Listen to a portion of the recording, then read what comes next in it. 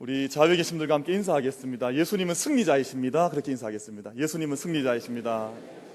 예수님 승리자이십니다. 한 번 더 인사하겠습니다. 나도 승리의 길을 걷겠습니다. 그렇게 다시 한번 하겠습니다. 나도 승리의 길을 걷겠습니다.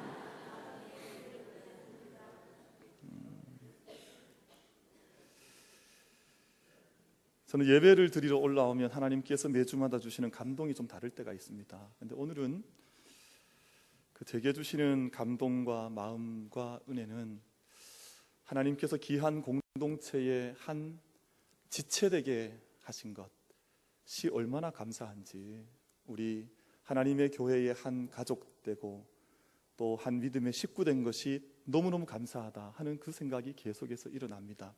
오늘 우리가 예배를 드리는 이날 정말 주님 앞에서 우리가 하나님 세우신 가정이지요. 하나님 세워주신 영적 공동체지요. 제가 이 안에서 그 은혜, 그 지체됨의 은혜를 우리가 다 함께 누리는 이날이 되기를 축복을 드리겠습니다. 그래서 외톨이가 있으면 안 돼요. 교회는 외톨이가 있으면 안 됩니다. 그러니까 혼자 떨어져 있고 또 마음과 영이 닫혀져 있고, 우리가 자기가 그것을 알거든요. 그러니까 그것을 빨리 열어서 하나님 앞에 은혜와 영으로 산 예배 드리는 것이 우리 믿음의 사람들의 그 부르심의 그 콜링이 아니겠습니까? 그 여성들은 남성들보다 훨씬 더 그 감성적입니다. 감정도 더 풍부하고, 그리고 사실은 남성들이 여성들을 다 이해할 수 없는 것들이 참 많이 있습니다. 저도 저희 아내 볼 때마다 참 이해할 수 없는 것들이 많아요. 뭐 저만 그렇겠습니까? 우리 모든 남성, 사실 여성들에 대해서 그런 경우들이 많은데, 그 쇼핑을 하러 가면 남자들은 사고자 하는 물건 가서 바로 잡고 딱 나와서 계산하고 나오면 되거든요. 근데 여자분들은 사지도 않으면서 한 3시간씩 돌아다녀요. 평소에 집에서는 골골골 해서 이제 가실 때가 다 됐구나 했는데 쇼핑만 하러 가면 어디서 그런 놀라운 힘이 나타나는지, 막 하늘 문이 열리는지 막 다니면서 막 남자와 여자가 그렇게 다른 것 같습니다. 그 여성들은 1시간짜리 50분짜리 드라마를 보고 한 3시간을 이야기할 수 있는, 풀어낼 수 있는 감성의 능력들이 있습니다. 남자들은 그런 긴 스토리가 이렇게 중요하지 않거든요. 마지막 결론이 뭐냐? 그래서 마지막이 중요하거든요. 마지막 결과가 뭐냐 이렇게 묻는데, 여성들은 1시간 50분 본 그 드라마를 거의 뭐 3시간씩 스토리 전개 과정, 그 사이에 있었던 일들에다가 자기의 또 생각까지 덧붙여서 한 3시간씩 막 이야기를 하고 그럽니다. 여성들은 전화 통화를 3시간 반 정도 열심히 통화하고 나서 중요한 일은 우리가 만나서 이야기하자. 그리고 만나서 또 3시간 이야기 나오고 난 다음에 우리 중요한 일은 다시 전화로 마무리 짓자. 또 이렇게 흩어져서 막 얘기가, 우리 남성들과 여성들은 참 그 차이가 그렇게 큽니다. 젊은 남녀들이 결혼 전에 이제 프로포즈를 하게 되는데요. 이제 그 마지막 결혼의 청혼을 이제 하게 됩니다. 요즘 많은 젊은이들이 하는 방법이 촛불 프로포즈를 한대요. 아니면 이제 폭죽 프로포즈. 그러다가 더러더러 불도 내고 뭐 촛불 켜놨다가 넘어져서 태우기도 하고 뭐 이렇게 한다는데, 그 옛날에는 프로포즈를 할 때 네 된장찌개 잘 끓이나, 이게 옛날 어른들의 프로포즈였답니다. 그러니까 된장찌개 잘 끓이면 이제 이 말을 하면 이제 결혼에 대한 청혼이 되는 건데, 요즘은 많이 달라졌습니다. 요즘은 프로포즈를 주고받을 때도 남성과 여성들이 선호하는 방법이 달라져서, 남자들은 여자친구를 데리고 가서 결혼할 사람과 함께 갑자기 야구장에 큰 전광판에 얼굴이 턱 나오게 한다든지 뭐 이런 방법도 쓴대요. 그리고 사람들이 많이 다니는 이제 사거리 같은 데 가서 갑자기 영자야 사랑해 그러고 이렇게 부르면서 청혼을 하기도 하고, 어쨌든 좀 사람들이 좀 많은 곳에서 크게 해야 이제 프로포즈가 되는 것처럼 그렇게 남자들은 이해를 많이 합니다. 그래서 여자친구 일하는 직장에 그 심부름센터 사람 보내서 막 갑자기 케이크 들고 가서 노래 불러주게 하고 뭐 이런 것들을 남자들이 하죠. 남자들은 주로 그렇게 한다는 게 제 얘기가 아니라 이게 다 통계가 나와 있습니다. 근데 여성들은 반면에 그런 거창한 것보다는 둘만의 추억이 깃든 장소에 우리가 함께 가서 이제 반지를 건네주고 청혼하는 것, 이런 것들을 좋아한다, 이런 통계가 있습니다. 방법이 어떠하든지 간에 상대방을 위한 사랑과 마음이 깃들어 있는 프로포즈라면 아마 새로운 출발을 하기 위한 좋은 멋있는 준비로 쓰이지 않을까. 근데 사실은 프로포즈라고 하는 것은 이제 제안하다, 제시하다 하는 그런 뜻인데, 그 삶에 한 번만 있어서는 안 되겠다, 저는 그렇게 생각을 해요. 그러니까 중요한 때, 중요한 삶의 순간마다 내 안에 있는 마음들, 내 영혼의 생각들을 담아서 그것을 드러낼 수 있는 프로포즈를 다시 하는 것은 귀한 우리 삶의 이벤트요, 또 전환점이 될 수 있겠다 하는 그런 생각을 해보게 됩니다. 부활하신 예수님을 만난 제자들이 디베랴 바닷가로 돌아가서 물고기 잡는 일을 다시 시작을 했습니다. 제자들이 물고기 잡기 위해서 다시 그물을 잡았다고 하는 것은 어떤 의미냐 하면 3년 전 예수님 만나기 전, 3년 전 예수 그리스도를 만나서 모든 것을 다 버려두기 전 자기들의 과거의 모습으로 돌아갔다 하는 그런 뜻입니다. 우리 삶에는 관성의 법칙이라고 하는 법칙이 있습니다. 우리 작심삼일이라는 말이 있는 것처럼 내가 하고자 했던 일들이 자꾸만 의미가 퇴색되어지고 관성의 법칙을 따라서 옛날에 익숙했던 것들, 옛날 모습들, 내 옛날의 습관들로 돌아가고자 하는 영적인 끌림들, 그런 관성의 법칙에 우리는 많은 지배를 받습니다. 의미가 퇴색이 되어지고 또 내가 변화되었던 것들도 이제는 놓쳐버리게 되고 하는 그런 일들이 많이 있거든요. 그 관점에서 그런 걸 생각을 해보면 저는 그런 묵상을 해봅니다. 우리가 오늘 이 주일을 통해서 하나님께서 새롭게 여시는 새날의 은혜, 늘 보는 얼굴이잖아요. 사실은 저도 우리 성도님들 늘 뵙고 또 우리 성도님들도 저를 늘 뵙고 우리가 하나님 앞에 늘 동일하게 나오는 이 주일 예배이지만 하루하루를 새날로 만들어 가시는 하나님의 은혜가 우리에게 임하여서 오늘 우리가 모든 것을, 만물을 새롭게 하시는 그 하나님의 은혜 아래에서 우리가 이 예배도 새롭게, 우리가 만나는 교제도 새롭게, 우리 안에 있는 내 자신에 대한 나를 바라보는 믿음의 시선도 새롭게, 만물을 새롭게 하신 하나님의 은혜를 우리가 오늘 누리고 그 영광과 능력 속에 설 수 있는 우리 성도님들 되기를 축원합니다. 얼마나 귀한 일인지 모릅니다. 날마다 새롭다.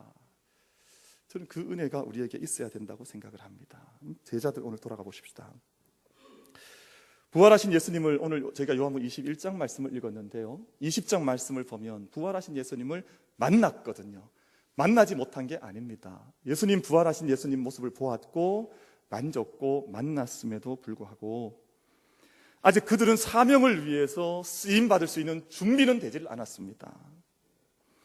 결국 그들이 3년 전 버려두었던 그 그물 있는 곳까지 돌아가서, 그 배를 버려두었던 그곳까지 돌아가서 그 배 다시 올라타 다시 옛날 버렸던 그물을 잡아서 잡는 그런 사람들 되었습니다.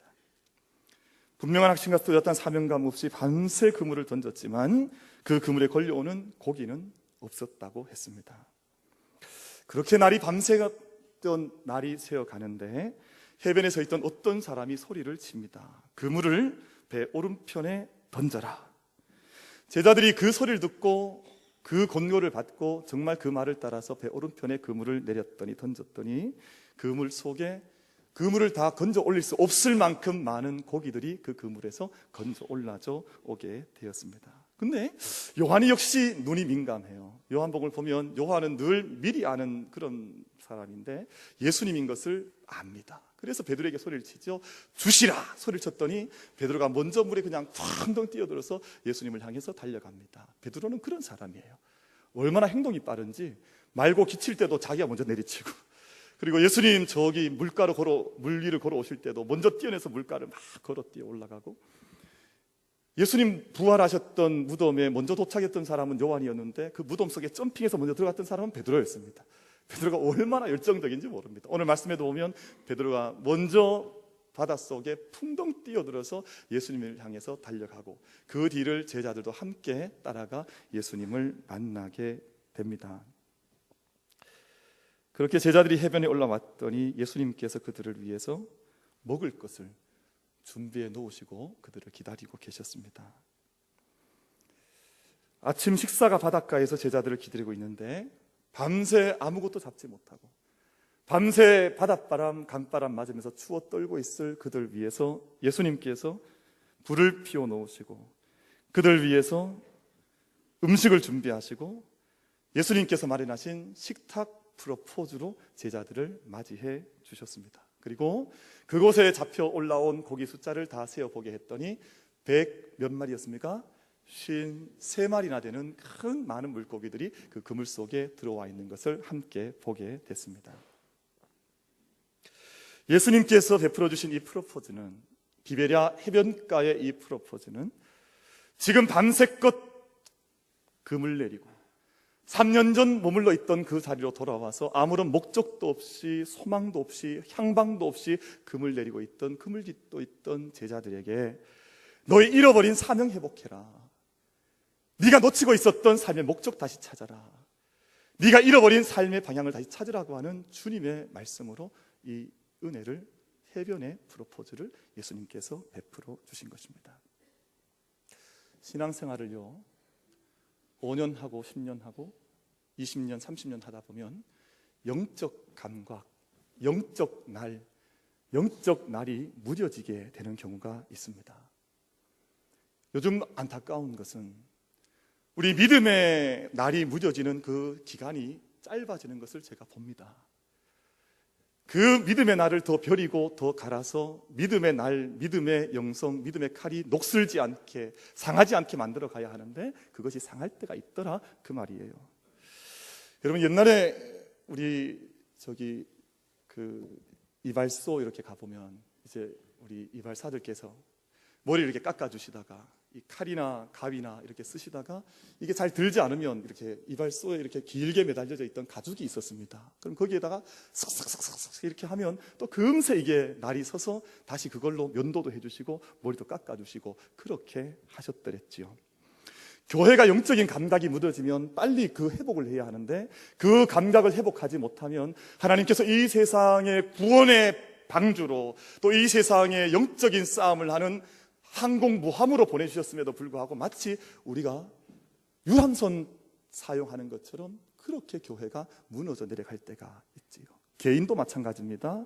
영적인 감각의 날을 바르게 세워주지 못하면, 영적인 감각이 무뎌지게 되면 세상에서 갈팡질팡합니다. 믿음의 길을 어떻게 가야 하는지 알지 못해요. 여러분, 우리가 주일이 하루요, 세상에서 하는 날이 6일인데요 이 날, 영적인 날을 잘 벼리지 못하면, 영적인 날을 잘 세우지 못하면 세상에 나가서 하는 6날, 6일이 갈팡질팡한다, 그 말입니다. 우리의 영적인 날을 잃어버리면 안 된다는 것이지요. 여러분, 사도 바울은 자신의 생애 마지막 자락에 이르렀을 때 자신이 어떻게 사명의 끈을 붙들고 여기까지 달려왔는지를 말씀을 고백하거든요.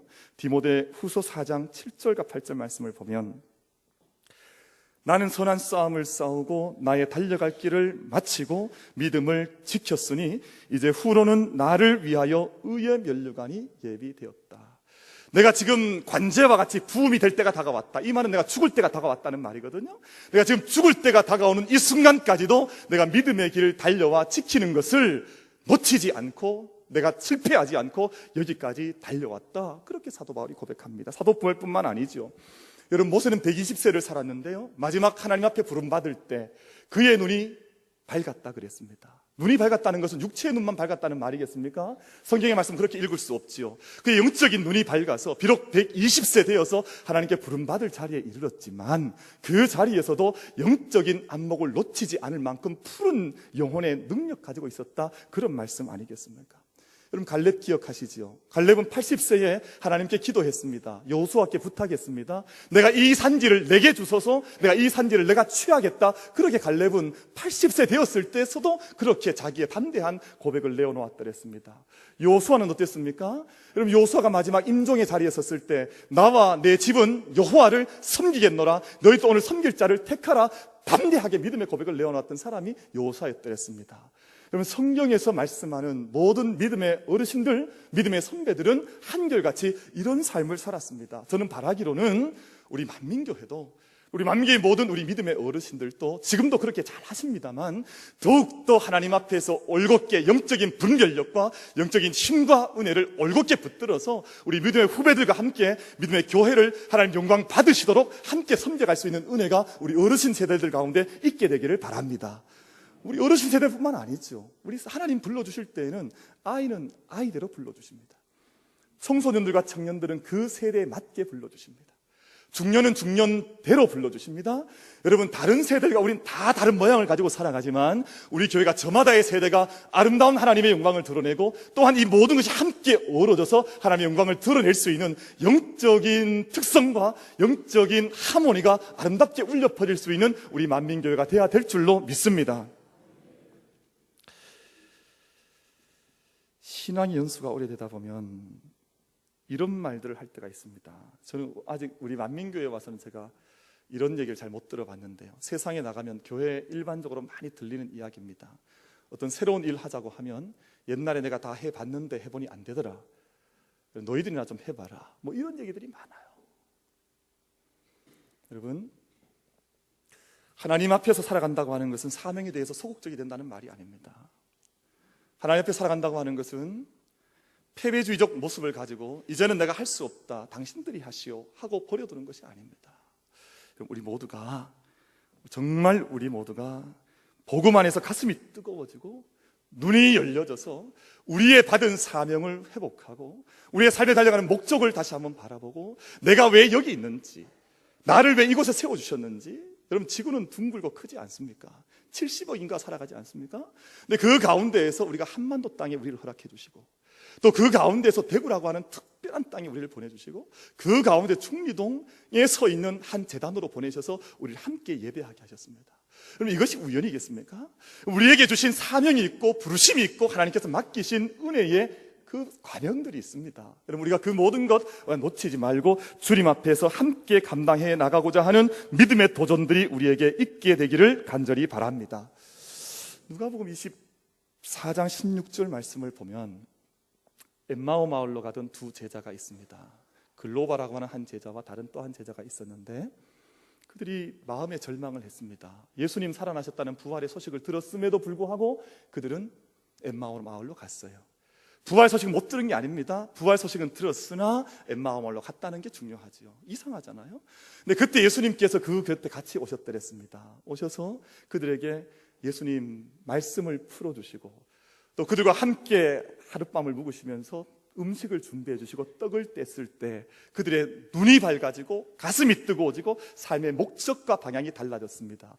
엠마오 마을로 가던 그들이 발걸음을 돌려서 예루살렘 땅으로 돌아 올라가게 됐습니다.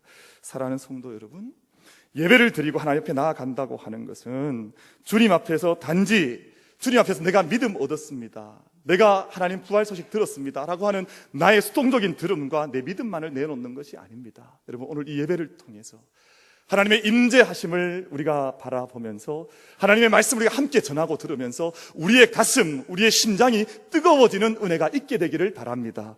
또 우리의 눈이 열려지는 은혜 있게 되기를 바랍니다. 우리의 삶의 목적과 방향과 달려가는 향방이 주님 앞에서 선명해질 수 있게 되기를 간절히 바랍니다. 그 은혜 사모하며 나아가는 거죠. 저는 하나님 앞에 기도하다 보면 주시는 은혜가 있을 때가 있습니다. 근데 지난 주간도 하루 아침 새벽 제단 쌓을 때 가슴이 뜨거워지는 경험을 했습니다. 가슴이 뜨거워지고, 저는 가슴이 뜨거워지면 이상하게 제가 산모가 아님에도 불구하고 배도 뜨거워져요. 배가 좀 이상하게 좀 뜨뜻한, 근데 아마 그게 영적인 은혜와 기쁨에 대한 제 스스로의 좀 느낌인 것 같아요.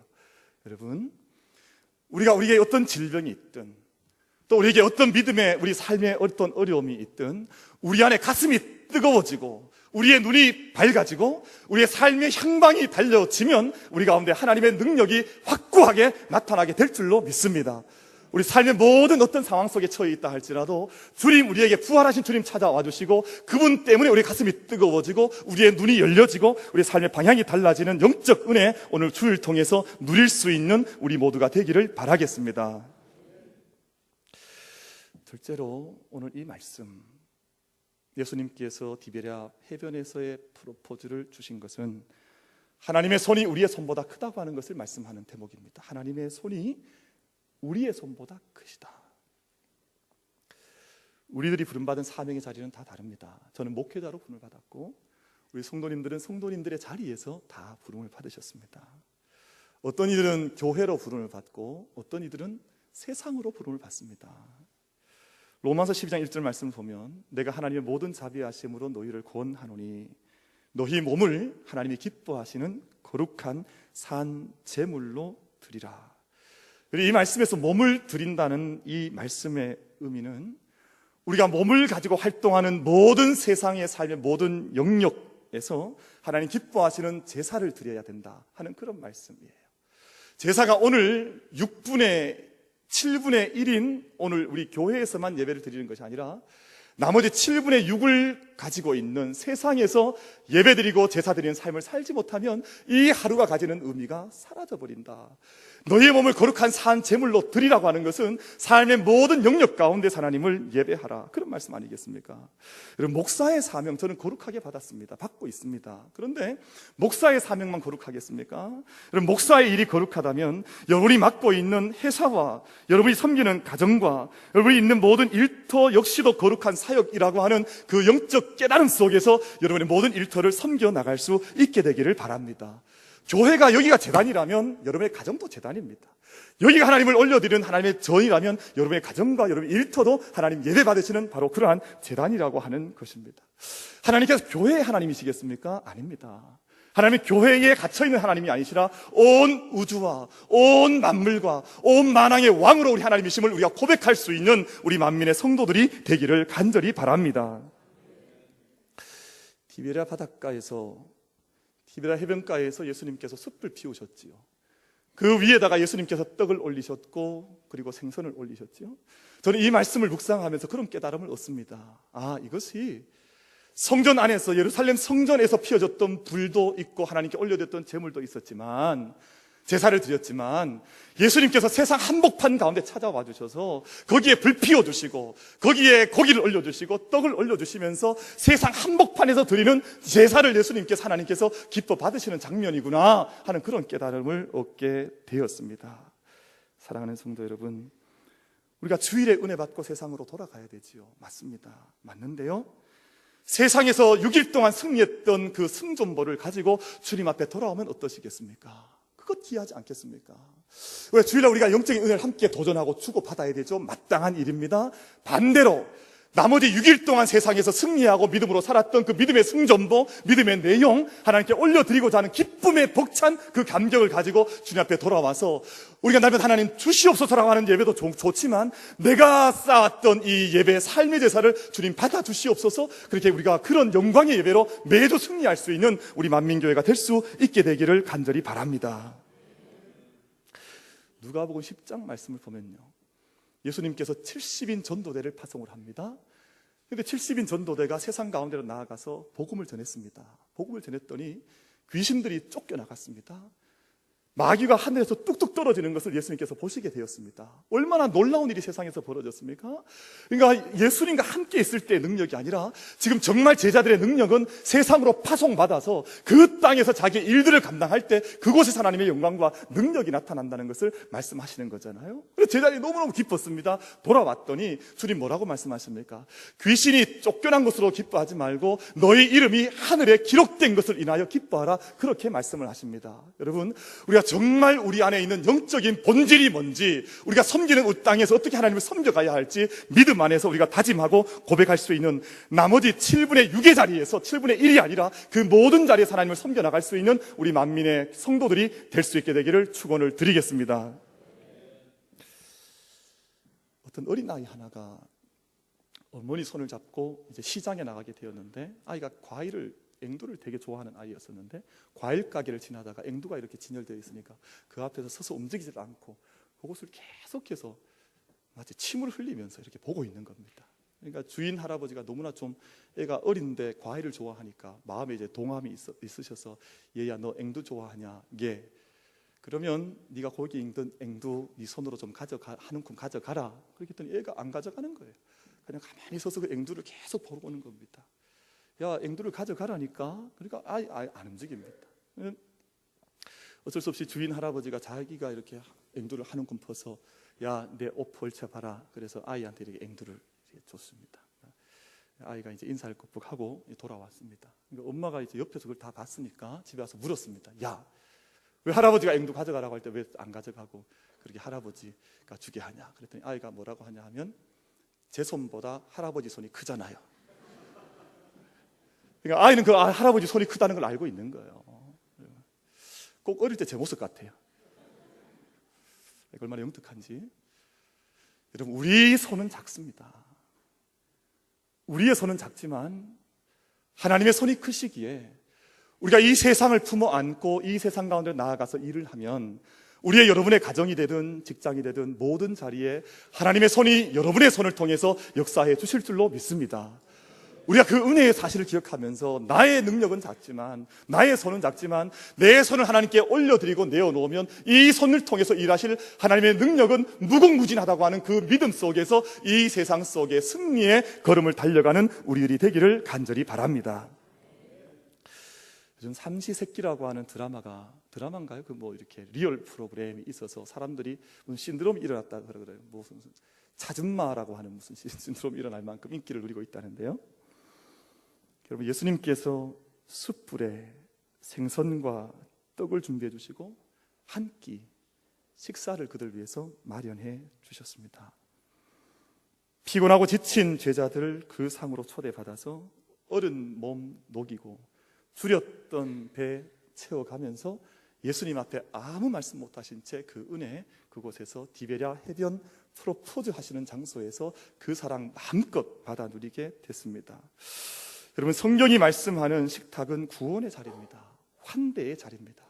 구원이 임했다고 하는 징표가 식탁이었고 식탁에 참여함으로 내가 구원받은 것을 확증을 해서 함께 구원의 잔치, 하늘잔치를 열어갔습니다. 유대인 가정을 가보면요, 식탁을 늘 여는데 반드시 몇 가지 코스가 방법이 있습니다. 거기에 반드시 포도주와 빵을 준비를 하고 그리고 촛대를 켭니다. 촛불을 켭니다. 포도주 준비한다 그러니까 또 기가 솔깃하신 분들 계시죠.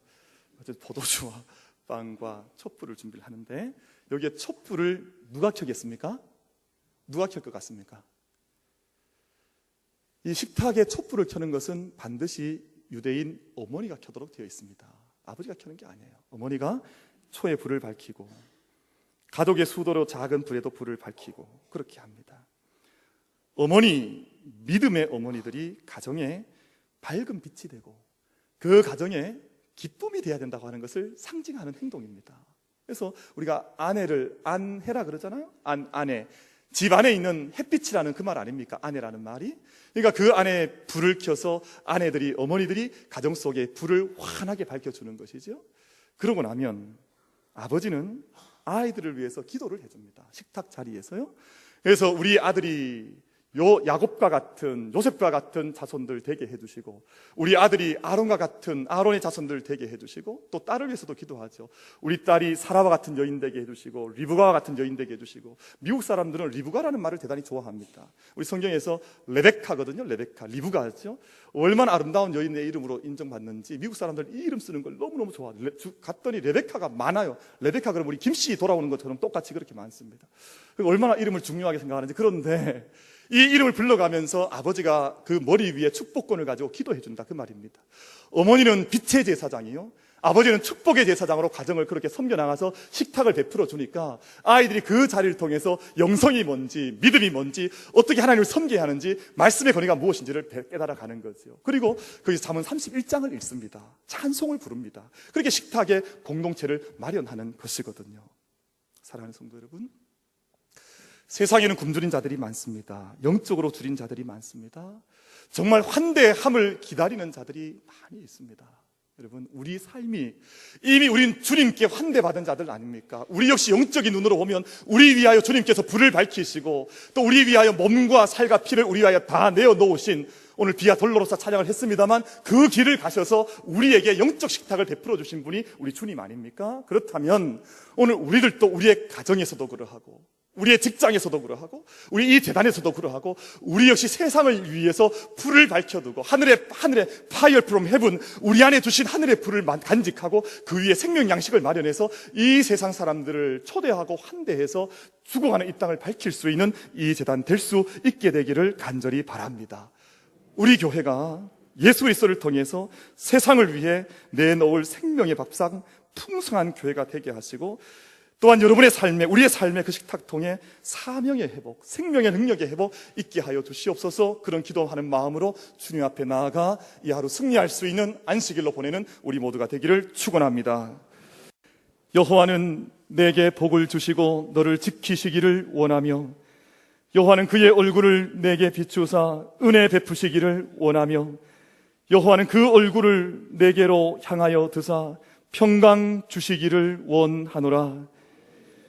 지금은 우리 위하여 디베라 해변가의 숲을 피우시고 사랑의 말씀으로 영원한 약속으로 함께 해주시는 우리 주님 예수 그리스도의 크신 은혜와 늘 우리 위하여 하나님의 나라를 준비해 주시고 그 영광된 꿈을 꿀 수 있도록, 비전을 가질 수 있도록 우리를 인도해 가시는 성령 아버지 하나님의 극진하신 사랑하심과 우리의 삶 가운데 언제나 찾아오셔서 믿음의 길, 승리의 길, 이 세상에서 주님의 영광을 드러내는 그 믿음의 길을 달려갈 수 있도록 역사해 주시고 우리와 함께 해주시는 성령 하나님의 역사하심과 교통하심과 임재하심과 위로하심이 오늘 주님 앞에 그 사랑 부여잡고 세상 가운데로 나아가 예수 그리스도의 구원에 사람으로 살아가기를 다짐하는 모든 성도들 머리 위에, 가정과 일터 위에, 이 재단 위에, 이 나라 이민족 위에 지금도 영원까지 함께 계시옵기를 간절히 축원드리옵나이다.